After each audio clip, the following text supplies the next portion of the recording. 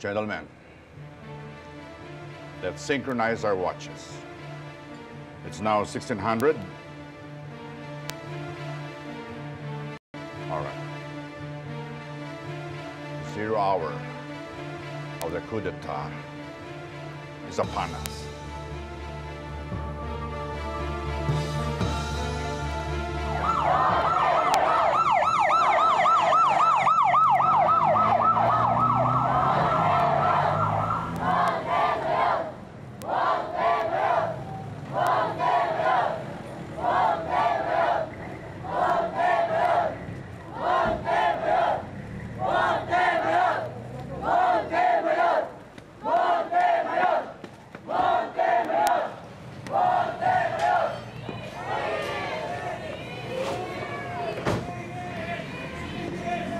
Sandali lang po.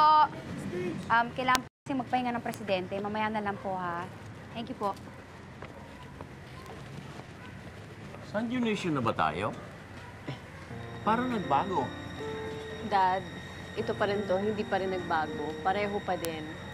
Ito pa rin sila, ito pa rin tayo. It's the same.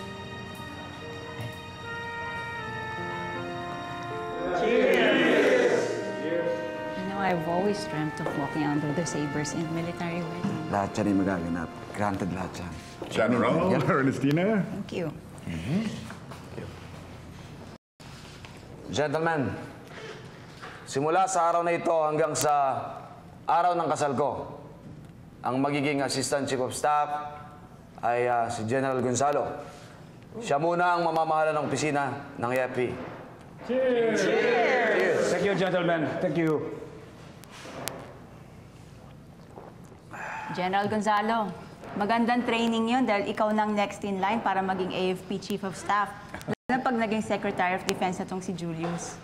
Baka naman sabihin nila, ambisyoso ako. Bakit? Masama bang mangarap ang future wife? Ernestina, we have to go. We mustn't keep the president waiting. We need to take our flight. Sige. Gentlemen, we have to excuse the First Lady and Ernestina because the President is waiting for them at San Dionisio right now. Okay, excuse us. Godspeed, ma'am. Thank you.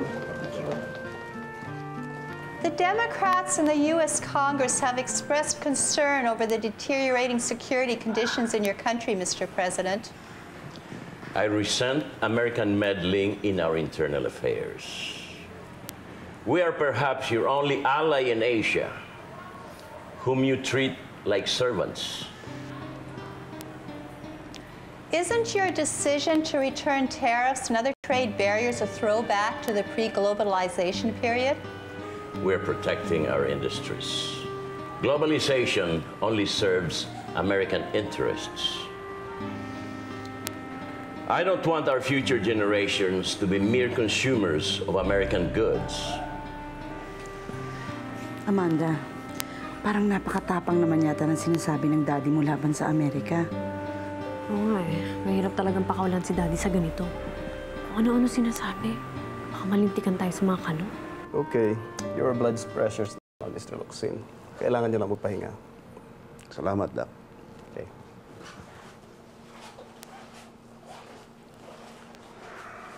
Tomas, you know, I'm kind of worried, Ikaw ang unang itinago dapat ng mga kasamahan mo because if the plan fails and somebody squeals on you, nakahilata ka dyan, ikaw pa rin ang hulihin.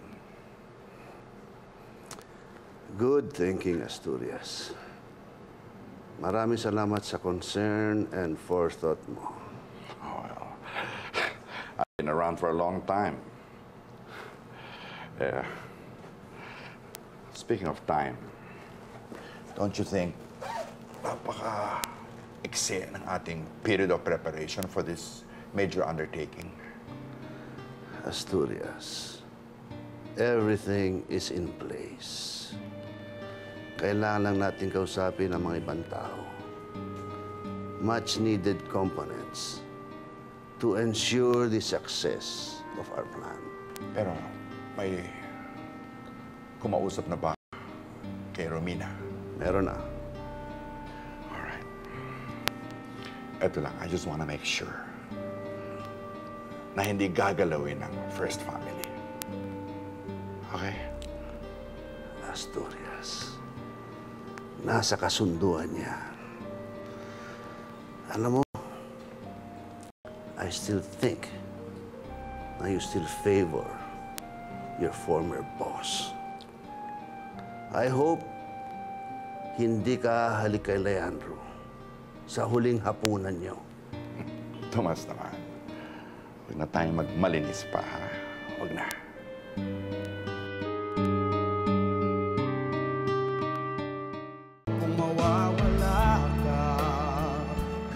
Kailangan ba tayo talagang pumunta ng San Dionisio? Ba't ang aga-aga, ha? First flight. Eh, yun ang hinihiling ni Iluminada. Pagbigyan na natin para naman to kay Leandro, eh. Naku, baka mamaya bastusin lang ang pamilya natin doon. Eh, meron daw siya importanteng sasabihin sa akin. Eh, mabuti na yung nagkakaayos-ayos tayong lahat, di ba? Eh, paano naman yung mga lalakarin namin ni Rafael pag alis namin? Mga 3 araw lang tayo doon. Mamalit siya. Doon na muna ako sasama sa mga anak ko pag nagsipag-aalisan tayo sa bansa. Eh, sige, Pampilo, ko yun ang gusto mo. Siguro naman di natin kailangan ng maraming security pagpunta sa States, eh. Maraming salamat, Mama Alicia. Siguro ito na yung pagkakataon ko para mamuhay ng tahimik. Di pa kasi ako nakakaranas ng katahimikan. Kay Charlie, paano? Nag-alboro na naman. Eh, gusto naman pumunta sa daddy niya. Hanggang kailan ba kayo sa San Dionisio? Mga 3 araw lang daw. Baka naman pwedeng wag na kami sumama ni Charlie. Baka pwede mo kami bigyan kahit 1 araw lang para makapag-usap kami ng 2 lang. Well, everything seems okay again with the president, so I can say he just suffered another lapse. Ang ibig sabihin ba nun, di pa siya umabot sa 3rd stage?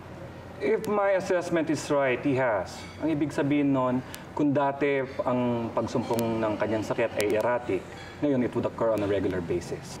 Alam mo, maiiwan ba natin si Daddy ng ganito kalagayan niya? Andiyan naman sila, Mami. Hindi naman siya pababayaan, no? Sana nga. Papaalam na muna ako sa Pangulo.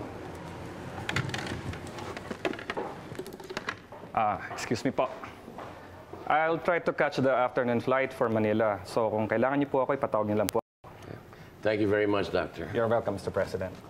Sige po, ma'am.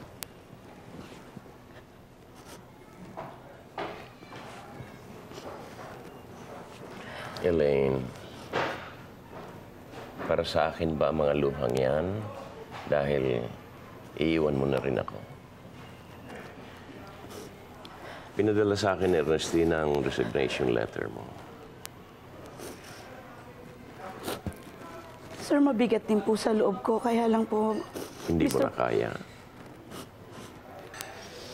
Elaine, ilang taon ka na ba sa akin? I forgot. 25 years, Mr. President. 25 years since you were elected as governor of San Dionisio. Can't you stay for another 5 years till I finish my term?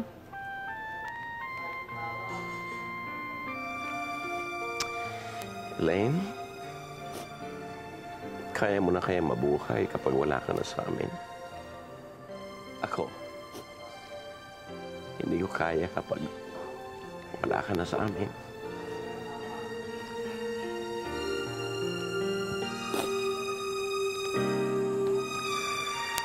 Sabi na mami mo, ayaw mo raw umalis na Manila. Gusto mo hatid kita kay Daddy mo. Pero may hiling daw si Tatay Rafael, ha? Hindi siya sasama sa San Dionisio, pero mag-usap daw kayo. Usap tayo? Hindi bilang ama sa anak, pero parang magkaibigan. Naiintindihan mo yan? Opo, Tatay Rafael. You like that, Charlie? Opo. Ba't niligat to si Daddy? Oo. Pagkatapos tayo mag-usap, sana hindi ka galit sa akin.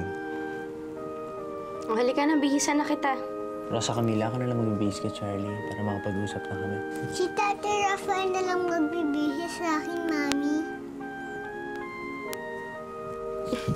How's your flight? Hi, Lucinda. You okay? Yeah. Ay, naku, Mami, Lucinda. May mga gusto magpa-interview sa inyo. Siguro tungkol sa kaso niyo ni Tito Tomas, I had to decline. I haven't spoken to any press. You know, Mom, you're gonna have all the time in the world to answer the press people. Pero, nawawala si Tito Tomas. Wala na siya sa ospital, and nobody knows where he is. And why wasn't I told? I am his wife. Ewan ko. Eh siguro sa isip ni Tito Tomas, hindi na kayo mag-asawa.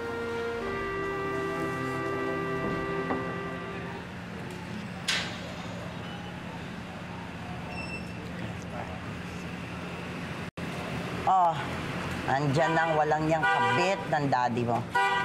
Mami, ano ka ba? Marinig ka na naman ni Paloma. Kaya nga ikaw nang makipag-usap at makipagdramahan sa kanila, hindi ko kaya.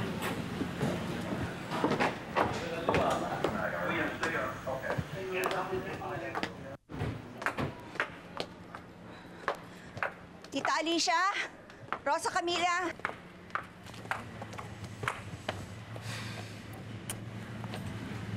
Ernestina, best wishes nga pala. Tita Alicia, mapapatawad mo pa ba ako sa mga kasalanan na nagawa ko sa pamilya mo? Ano? Yun kasi yung gusto ni Daddy eh. Yung magkapatawaran na tayo at magkasundo. Ate? Rosa Camila, I'm sorry. Nanay?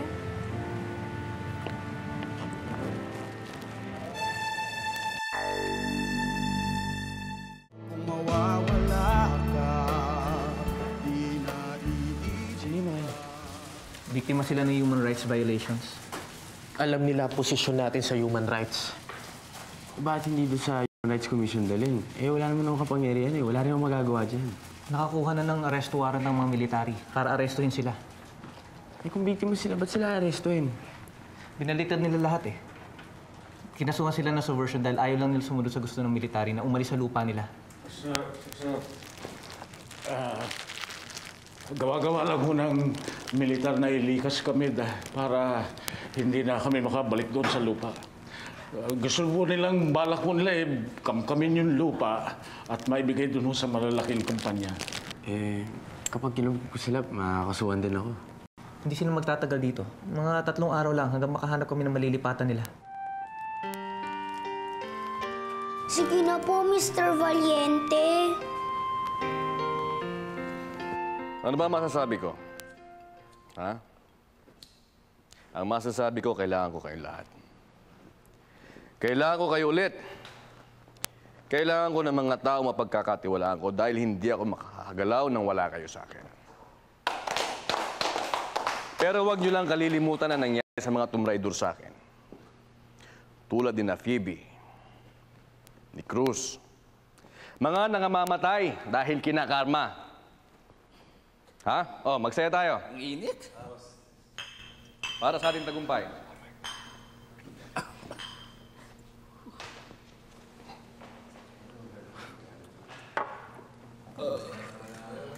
Dami mong tama. Nilat lang yan. Souvenir sa mga kawalang-yan namin ni Boss Alberto. Madadagdagan pa yan. Lalo ngayong magkasama kami. Ikaw, pumupusta ako, siguro wala ka pa kahit na anong pilat. Magaling kasi akong umilag sa mga saksakat at mga bale. Eto, nakita ko to. Nakuha ko yan nung sinugod namin yung mga bata ni Mayor D. Yung sa may Santa Rita. Eh, yung nasa dibdib mo? Pambulan. Doon sa may isang club.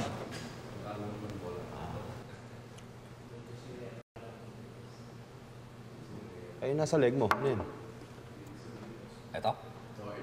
Eh, nilaslas nung babaeng batang-batang taga San Dionisio na nirape namin. Pero, okay yun, pre.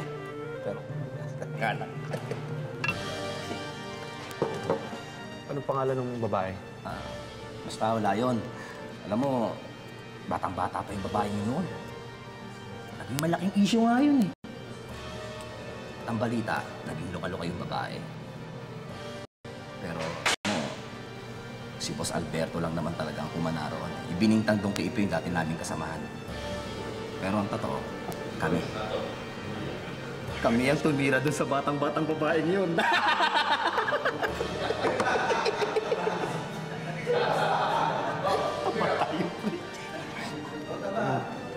Hindi mo ba talaga matandaan yung pangalan?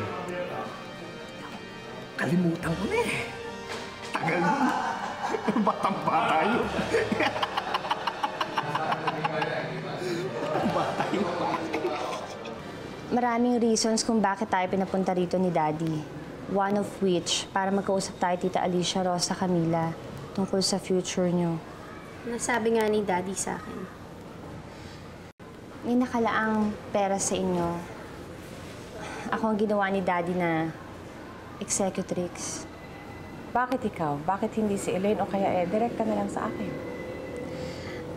Malaking halagang pinag-uusapan dito. To the tune of $100 million. Kapag dinirekta ni Daddy to sa inyo, baka masilip na naman tayo ng mga kalaban natin, sa pamilya natin. Naging advantage din pala sa akin yung hindi ko pakikialam sa pamilya natin. Ako ang huling pagbibintangan na may pera. So ito yung nilalabas-labas mo sa ibang bansa kasama si Ate Elaine? Yes. Miski si Ate Ernestina, hindi niya alam tong account na to. Kaya sana pagkatiwalaan niyo ko. Hindi kami nagdududa sa'yo, Lucina. Walang dapat makaalam nito. Consul Fitch, I do not presume to speak for the President, but I think his anti-American statements are just for show, perhaps to pass him off as a nationalist, which he isn't. Well, as counsel, I can only pass on the concerns of the U.S. ambassador. And the problem that we see is that the President's anti-American posturing is leaning to the left. Are you implying that the President is a leftist? Well, a man who is so filthy rich can't really be a leftist. Nevertheless, he's getting very unpredictable for us, setting up trade barriers and criticizing U.S. global policies. It's just not something that we would expect from such a staunch ally. But you see, Consul Fitch, he is the President, and I am not. He makes the policies, and I don't. Well, our hope is that when you take over the government, that you will improve and enhance U.S.-Philippines relations. Tell me, Consul Fitch, does your government look at me as an option for President Leandro Montemayor? Let me put it this way. We believe in a democratic system. So if there were to come a time that the president needed to step down from office, then we would certainly support you, being the vice president. You may tell your friends and your bosses at the Pentagon and the White House that American interests will be served well under a Romina Salgado presidency. I shall be ready to take over the duties of President Leandro Montemayor as the next president of the Philippines.